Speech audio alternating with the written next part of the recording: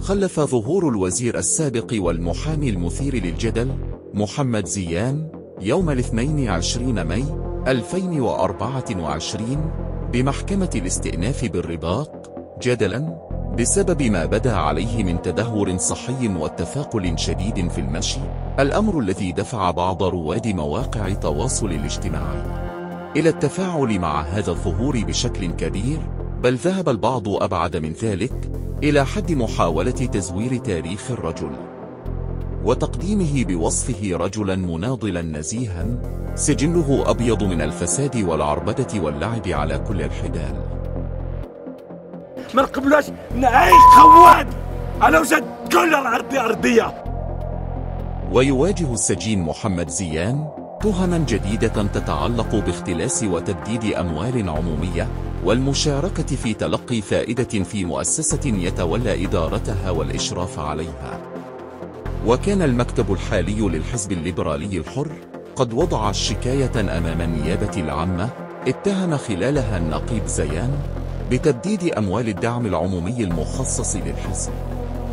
حيث أحيل الملف على قاضي التحقيق بمحكمة الاستئناف بالرباط الذي قرر متابعة زيان في حالة اعتقال. وفيما عبر بعض رواد مواقع التواصل الاجتماعي عن تعاطفهم غير المشروط مع محمد زيان بسبب سنه وحالته الصحية، ذهب آخرون ممن لهم اطلاع على التاريخ الفاسد للرجل أنه لقي جزاء أفعاله شأنه شأن أي مواطن خالف القانون وارتكب جرائم تستحق العقاب. وقد عبر نشطاء مواقع التواصل الاجتماعي عن احترامهم لقرار المحكمة الذي تعامل مع المتهم وفقا للقانون الذي لا يفرق بين مواطن عادي كبير في السن وبين وزير سابق كبير في السن.